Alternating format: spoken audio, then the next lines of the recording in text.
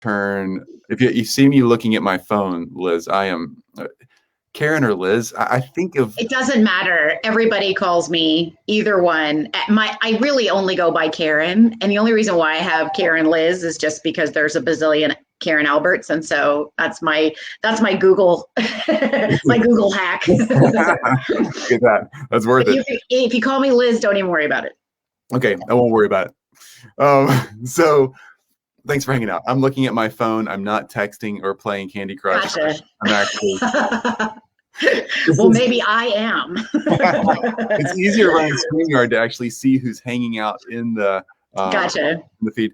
And by the way, I noticed this yesterday when we go in Facebook Live now. Facebook is like running the text down here at the bottom of the screen as I talk. And it's actually pretty good. That's great. For all of those of you out there, what's up, Heather? For all of those of you out there that it like you're doing Facebook Live. It's so cool. Howdy from Dallas. So good to see you. Okay, so Karen, let's do this. Yes, Candy Crush. Oh my gosh. There's actually somebody, since Heather, you and Karen are both in our mastermind. There's somebody else in our mastermind. She's been interviewed here before. I'll mention her name right now. And she was one of the designers behind the data algorithm that made Candy Crush so addictive. She's a data designer, pattern data designer with like a Harvard PhD in that. It's her fault. That's the reason you like playing. It's her fault. We can blame it all on her. All right. So, Karen, thanks for hanging out. Yeah, glad to be here.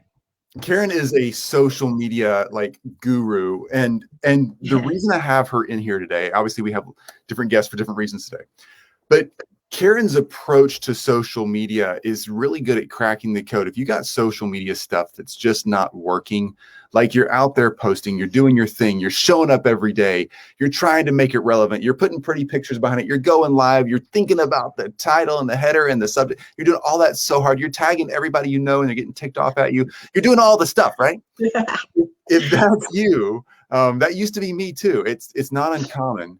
And if that's you, then that's why I asked Karen to show up today is just to help us. She has this thing called a 30-day social media facelift that walks us through all of that. But Karen said she would kind of explain that over the next, 15, 20 minutes, answer questions and get people unstuck if social media stuckness is your problem. Yeah. Welcome, stuckness. I like that word. Thanks for being here. I'm going to use that. Stuckness. Yeah.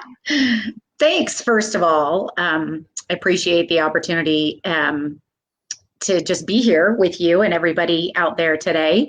And yeah, I mean, I think that we definitely feel as if we can be very, very active on social media, but at the same time, just sort of feeling as if we're just not being seen, and I have been doing this for over 10 years, started my company in 2010. And prior to that, my background is, sales and marketing.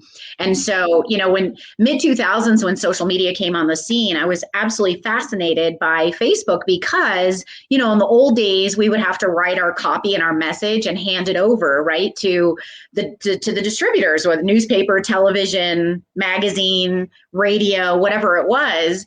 And we were dependent upon their schedule and getting in front of their audience, and we had to pay them. So of course, when Facebook came on the scene, I was like, wait a second, we can write whatever we want as often, and it goes out to like everybody, and it's free. So at the time, I was actually working for a software company, and we ended up being one of the early adopters of the private groups. And we used it to allow the community, the clients, for the different verticals of the software to be able to go into the groups and talk to each other about, and it like cut the support cost down like 40%. And it was pretty effective. And then in 2010, I lost my mom really suddenly to cancer, and it just like shifted everything. I don't know if you've ever had a situation that's caused you to completely reevaluate, like, what am I doing with my life? And so I parted ways from the software company, doing some soul searching. And when during that time, my neighbor across the street had a nonprofit organization. And so she came up to me and she was like, well, you're not busy. And you know that Facebook thing. And I've got a fundraiser. And she didn't really give me the opportunity to say no. So I was like, okay. So fast forward 90 days, we had the event. It was a total success. And the real estate agents that donated the space for the event came up to me and said, so how much can we pay you to help us with our social media? And that's literally how it started. I mean, I really hadn't even thought about possibly going down that path, but opportunity knocking, right? That is like so many people's story in this Facebook group. Everybody's like, I don't know how I guess somebody asked me to help with marketing and I like listened to a podcast and figured it out. Exactly. Well, it's so true because we live in such an incredible time where we have all of the tools that are available to us if we really truly do want to venture into something that is unknown. We can pretty much figure out anything, right? Totally true, yeah. So, yeah. But when I started out, I did all the wrong things, right? I mean, I started the company, I hired tons of people and I was doing everything for everybody. And then about 4 years in, I just completely shifted and I fired everyone. And I was like, I am not enjoying this at all. And so I just sort of really dug deep and looked at what's the lane that I really want to play in and one that I really energetically really enjoy. And then just said pretty much no to everything else that everybody wanted. And I'd say, here's an expert in website, or here's an expert in logo design, and here's an expert, and just sort of, started to surround myself with those people that could do it, but really honed in on understanding strategically the best way to utilize social media. And that's when I really dug in and decided to focus on going back to my marketing days, which is understanding how to now utilize the social media platforms from a strategic marketing perspective. Because if you think about Facebook or Instagram or LinkedIn, they really are marketing platforms, but you're never going to see a marketing campaign that's been crafted without clearly understanding who it is that you're wanting to attract, right? As a result of using it. So you're never going to see a sugary cereal box with a mom doing yoga on the front. That's not the market. That's not the target. So it's really all about understanding first and foremost before you dive into social media is who is it that you're ideally wanting to attract. And that's really what created I think the unique differentiator in what I offer, is because I would talk to my niche is real estate agents. Almost 99% of my clients are realtors. And I would talk to them and I would hear the same thing over and over again. I'm not being seen. I'm on there all the time. I get better return on my private page versus my business page. And my first question to them would be, well, who is it ideally that you want to attract as a result of using social media? And they're like, somebody with a pulse, basically. And I'd say, okay, well, that's basically right there is probably the crux of why you're not seeing the return on your efforts, is because when you're marketing to everybody, you're pretty much marketing to nobody, right? And so again, it's all going back to marketing 101. If we even strip away the fact that we're talking about social media, we really have to think about it from a strategic marketing perspective.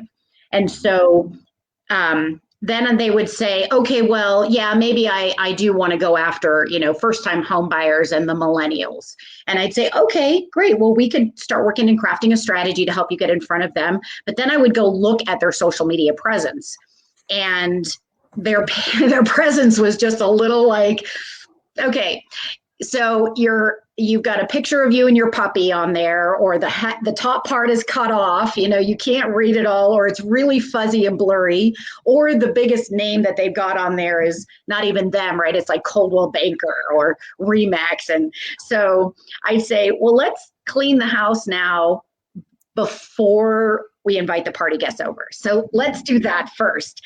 And so that's really how this whole 30-day social media facelift came about. We could get you really clear on the who, but do we really want them to come and look at you and check you out just yet?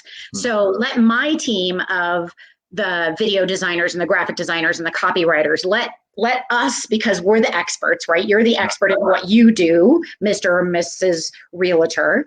Let my team be the experts. And not only are we going in and visually doing the facelift for the front end, the eyeballs that are looking at it, we're also doing what I call a back end facelift, which means that we're packing in all of the right keywords and hashtags and call to actions and all the information that I know where the algorithm actually goes to try and profile a business page, because the algorithm is either going to be your friend, right, and help you be seen, or it's going to completely shut you down. And the algorithm we just talk about the algorithm for a second. The algorithm in every social media platform has one primary goal, and that is to keep the user community happy.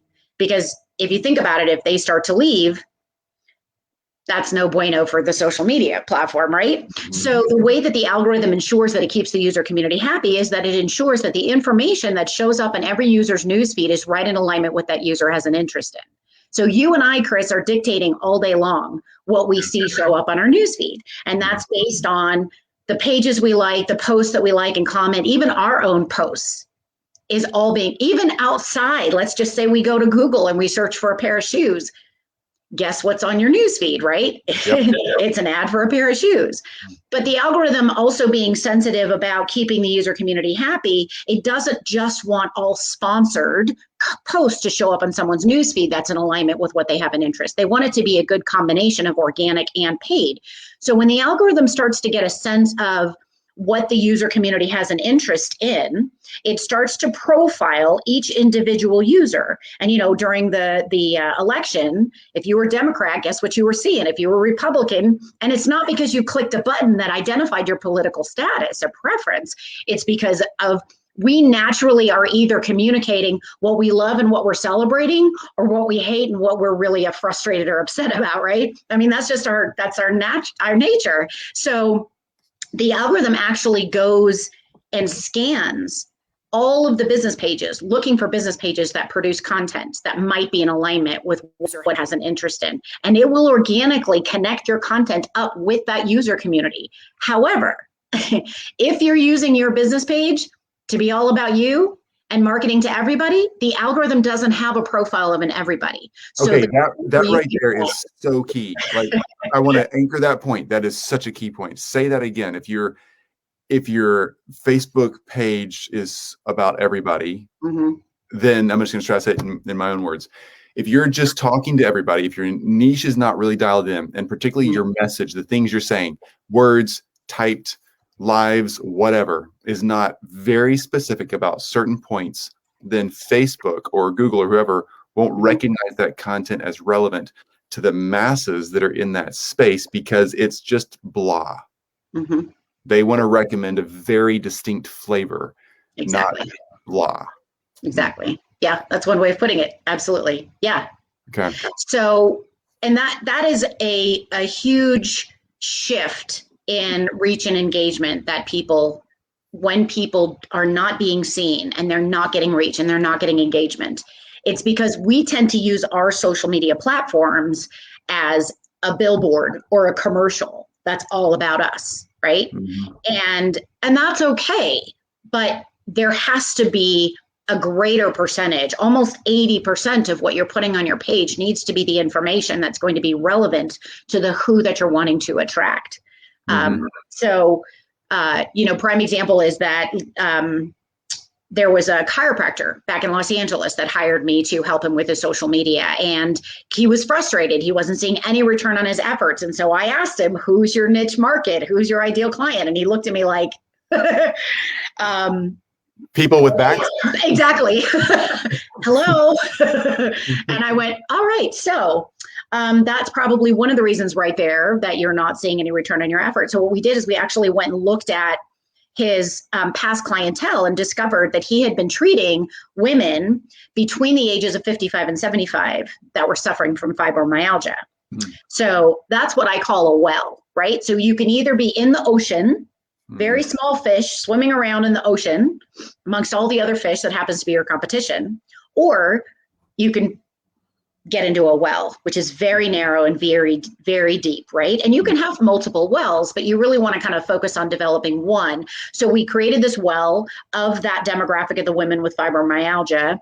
He put together a $100 a month unlimited treatment for those women. We basically built a landing page, and then I used the top social media platforms to get in front of that demographic and drove traffic to his landing page and tripled his business in 90 days. And wow. I didn't necessarily take him away from marketing to everybody, but what I did was I helped him get really clear on the niche. Because guess what?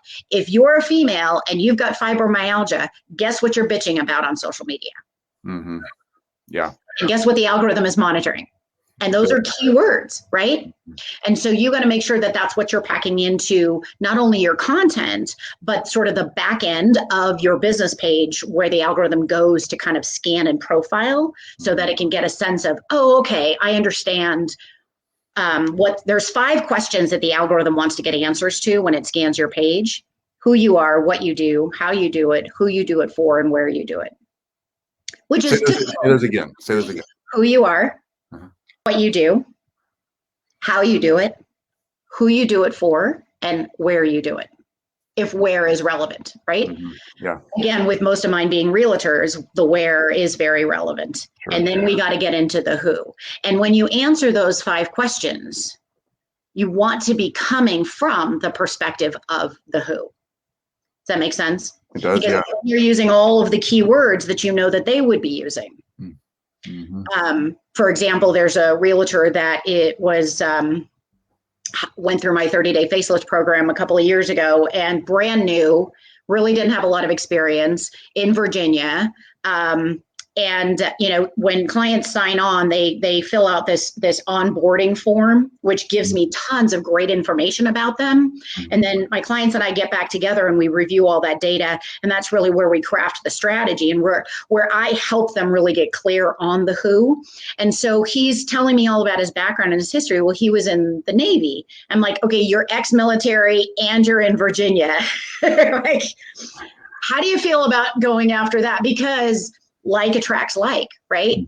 And military family they're very particular and they want to work with each other. Mm-hmm. And so we branded him as the agent to the military. And, if I showed you his page, he's got an incredible video that pulls up that is like the friggin' American flag. I mean, there is no doubt who it is that he is catering to, because visually, when we've drawn the people there, not only are they going to say, oh, because of search engine, he's showing up, but when they get there, they're like, wow, that's really that's the facelift of the front end part, right?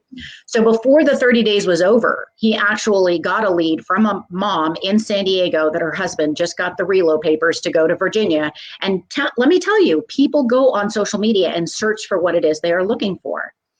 He kept coming up. She said, you just kept popping up. Your page kept popping up at the front of the search every single time. And so then she goes and looks at him and she's like, yeah, this guy, obviously he's perfect, because that's who he caters to. So that's really that when I say 30-day social media facelift, there's really critical components of that program that is really going to help you not only fast track everything because you're giving it to me and my team, but you're going to have a strategy. And then I teach you the step-by-step, simple step-by-step instructions on how to use this now really good looking social media brand and presence to connect with that demographic that we've identified as well. So they just feel really educated and empowered to be able to move forward with their social media after the 30 days is over. And then the other thing that I get them is, depending upon which program, is that I get them, several thousand likes onto their page, which they're not targeted. They're from all over, but they are real people. And the big difference in that is that it helps create that competitive advantage, right? Because the reality of it is people come to your page, and if you're a realtor and you've got a couple hundred, or even any business owner, quite honestly, you got a couple hundred or you got several thousand. So there's really two primary advantages that happen when you get the several thousand likes onto your page. One is the point that I just made is that it does make a difference. It's sort of that social proof, right? Are you doing something that is gathering the attention of the community and they want to follow you? Mm-hmm. And that's several thousand more eyeballs on your page for you if you follow the strategy I teach to start to get reach and engagement, because it's all about reach and engagement. And that's a whole other thing that the algorithm looks for.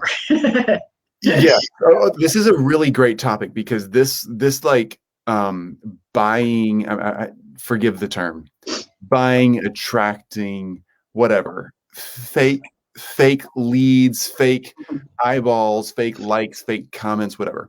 You're not talking about farming people to make random comments. No, you're talking about bringing real humans with real Facebook accounts that are legit people. Yeah. But yeah, here's the thing. Some people think, and this is, I love this topic because it is so divisive. Yeah. I hate divisive topics, but this one's kind of fun in a divisive way. Some people are like, oh my gosh, if it's not the real person, then it's not real. But some people realize that the Facebook machine is just simply looking for engagement. Mm-hmm. And it's all rigged. That's it. I mean, it's just a machine. It's just looking for engagement. Exactly. And it is a bit of a numbers game when it comes to that, because of the fact that, let's just say that you have 200 likes on your business page. Mm-hmm. When you post onto your business page, the algorithm does not show that post to all 200 people that have liked your page. And it's doing that because in the very beginning, I was saying its number one priority is to make sure it keeps the user community happy. So it's not going to run the risk of showing that post to 200 users when that post might not add any value to their experience. So what it does is a little bit of a market test first, and it puts that post out in front of maybe like 5 people or 10. Right? It's a very small number. And what it's doing is it's looking to see what type of engagement are you going to get from that 10 people that it's showing the post to. So if those 10 see that post and they do nothing, they don't like, click, they don't like, comment, share, click on the link, click on the video, whatever, the algorithm says, well, that didn't add any value, and I'm not going to run the risk of showing this to any more people. And it literally falls into the Facebook graveyard. Because Facebook is it's like a middle school popularity contest. Facebook wants to be the coolest kid, and they only want to hang out with cool kids. Exactly. Yeah. Hence the reason why, if you understand exactly like Heather's saying, relevance is everything. If you understand what the cool kids are interested in, right? And that's what you're putting on your page, that's what's going to get the 10 that see it to engage with it.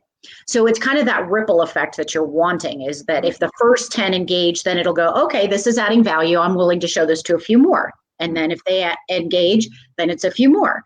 With the widest ripple being that the algorithm will then start to show your content to that community. Remember that I said that it's monitoring, that doesn't know about you yet, but might have an interest in but you have to earn the right first to prove that you add value to the community that knows about you versus those that don't know about you. And so it's a whole numbers game. So in other words, my point is, if you have 200 people that can give you the ripple versus 2,000 that can give you the ripple, right? You're going to get that ripple a lot faster if you have a larger percentage of eyeballs that can help you to really engage and get that exposure. Really good. We have 4 minutes left. Okay. You're given like insane amounts of value here. If there are, I'm going to say 1, 2, or 3 things that you think are the most important thing that we do every day in our social media accounts, what are they? You have to be clear before you start. And I'm a broken record about this, about who it is that you are wanting to attract. Who is your community? Mm-hmm. And start to think about, what are they going to have an interest in? And the other thing too is gone are the days of just content. You will not be seen if your strategy is just about content. You now have to layer on top an engagement strategy as well. And I don't mean like getting engagement on your posts. I mean you proactively going out and engaging with the community. And there are really great ways to take your business page and start to connect with all of these other businesses that also cater to the who and that have done all the work of gathering the community. So you can get in there, you can leverage the content these other business pages are posting. If they've done really well and gotten really good engagement, the chances are if you share them onto your page, because it's all relevant to the who, you're going to get good engagement as well. You can engage with the comments of those others that have commented on that page as well. So if we just, for example, and I know we don't have a lot of time, but a realtor in Dallas that I helped, she wanted to really work with divorced moms. So that's what we did, and we targeted. And then I think about all the other business pages that attract a divorced mom and the other professionals that work with divorced moms. So that's basically how you want to stay in that lane and craft your strategy all around finding the engagement and the business pages and the content in the business pages, and then engage with those other businesses as well. That's good advice. It's deep and good advice, and that takes a little work. Okay, so two kinds of people watching this. One, if you need help figuring out your social media presence, reach out to Liz. I tagged your name in the top of this post. I'm also going to put your 30-day Facebook Facelift. Yeah, your 30-day social media facelift. Yeah, or whatever website. What website do you want us to go to find you? It's behindyourcurtain.com. Behindyourcurtain.com. I'll drop that in the comments here in a minute. Okay. And then, so reach out to Liz, to Karen, Liz, Albert. So many names. Reach out to Karen, and make that connection. Also, if you're in the social media space, Karen's really good at explaining how she does this, how she markets this, how she builds this business. I'm sure Karen wouldn't mind. I don't know. I don't want to commit you to anything, Karen, but I'm sure you wouldn't mind even talking to somebody, maybe helping them see how they could build a business like you built, because you've done a really good job in the realtor space, which is really hard to do. Like, you figured out the business model. So excellent. Thank you for being here. My pleasure. It's always a pleasure. Thank you. All right, kids, I have to go because I have a call in 60 seconds. So y'all have a fantastic day. And we'll talk again soon. Thanks. Thank you so much. Bye, Karen. Bye, Chris.